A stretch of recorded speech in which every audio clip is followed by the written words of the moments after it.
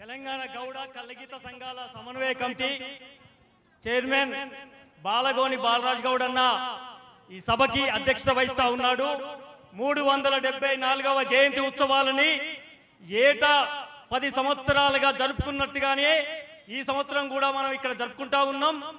గత ప్రభుత్వంలో ఉన్న మన వేదిక మీద ఉన్న సీనన్న ప్రభుత్వంలో ఉండగానే సర్దార్ సర్వాయి పాపన్న జయంతి ఉత్సవాలు జరగాలని చెప్పేసి ప్రభుత్వమే అధికారికంగా నిర్వహించాలని చెప్పి ఒక జీవో తీసుకువచ్చి అదేవిధంగా హైదరాబాద్ నట్ట నడిబొడ్డున రవీంద్ర భారతిలో ప్రభుత్వ పక్షాన చేయడం జరిగింది.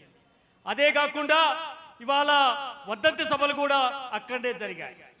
ఏం చెప్పవలసింది ఏంటంటే 374వ జయంతి ఉత్సవాల సర్దార్ సర్వాయి పాపన్న వేడుకలు ఊరు వాడ రాష్ట్ర వ్యాప్తంగా ఇవాళ ప్రతి చోట 18వ తారీఖు నాడు జరపబోతా ఉన్నాం.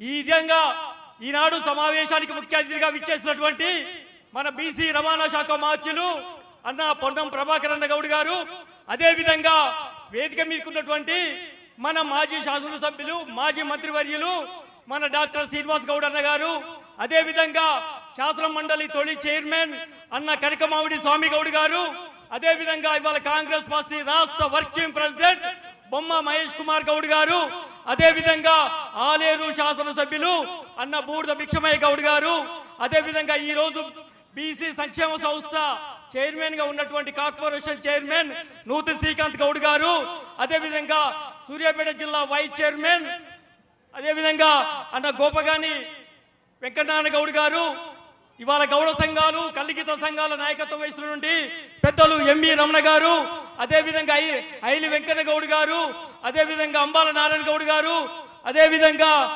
శ్రావణ్ గౌడ్ గారు, దుర్గే గౌడ్ గారు, ఇవాళ హరిచరణ్ గౌడ్ గారు, వెంకటేష్ గౌడ్ గారు, ఈ సమావేశానికి కన్వీనర్ గా ఉన్నటువంటి ఐలి వెంకన్న గౌడ్ గారు, వేదిక మీద ఉన్న పెద్దలందరికీ ఉద్యమ నమస్కారాలు.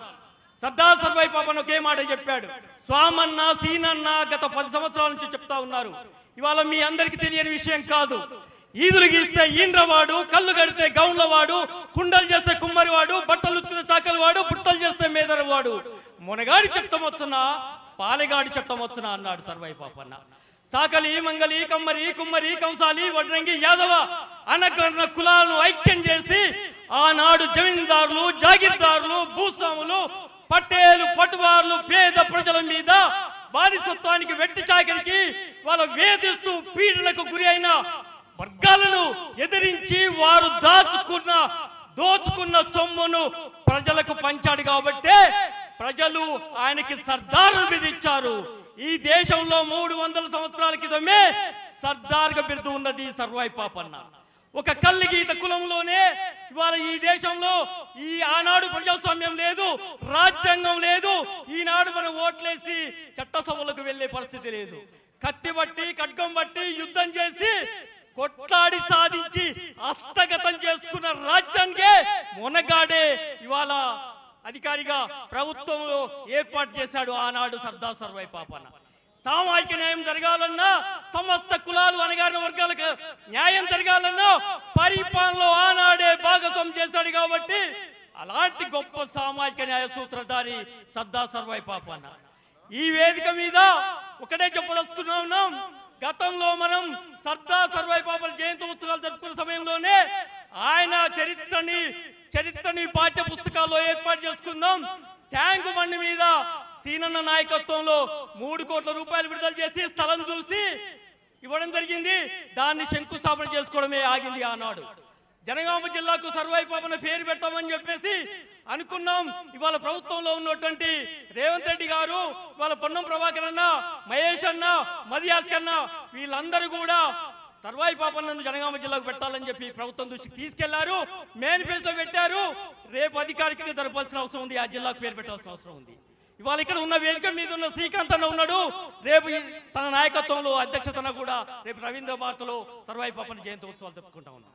ఒకటే సర్వాయి పాపన్న కోరుకున్నది, ఈ వర్గాలకు అధికారం ఉండాలంటే, చట్టసభలో ఉండాలంటే ఇందాక మన బాలరాజన్న మాట్లాడినట్టు మాజీలు కాదు, తాజాగా ఎప్పుడు ఉండాలి, మన వాటా మనం తెచ్చుకోవాలి.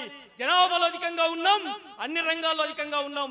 కానీ ఐక్యతతో లోపిస్తా ఉన్నాం కాబట్టి ఆ ఐక్యతను మనం కూడగట్టుకోవాలి, అధికారంలో భాగస్వామ్యం కావాలి.